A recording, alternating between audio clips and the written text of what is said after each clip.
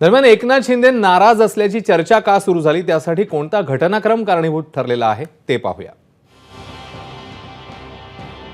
गेल्या 10 दिवसात काय काय घडलं. 23 नोव्हेंबरला 225 पार जागा मिळवत महायुतीला राज्यामध्ये स्पष्ट बहुमत मिळालं. 23 नोव्हेंबरलाच ज्याच्या जास्त जागा त्याचा मुख्यमंत्री असं काहीही ठरलेलं नाही असं एकनाथ शिंदेंनी म्हटलं. तर फडणवीसांना मुख्यमंत्री करण्याचा मेसेज भाजपा हायकमांडने शिंदेंना दिलाय असं केंद्रीय मंत्री रामदास आठवलेंचं वक्तव्य समोर आलं. तारीख होती 26 नोव्हेंबर.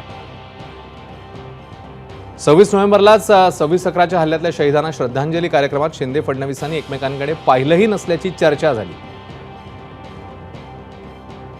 27 नोव्हेंबरला मोदी शहा जो निर्णय घेतील तो मान्य असेल. ठाण्यातल्या पत्रकार परिषदेत एकनाथ शिंदे यांनी भूमिका मांडली. महायुतीच्या बैठकीतील शिंदेंच्या गंभीर चेहऱ्याचा फोटो समोर आला. ती तारीख होती 28 नोव्हेंबर. तर 29 नोव्हेंबरला शिंदे तडकाफडकी दरेगावाकडे गेले.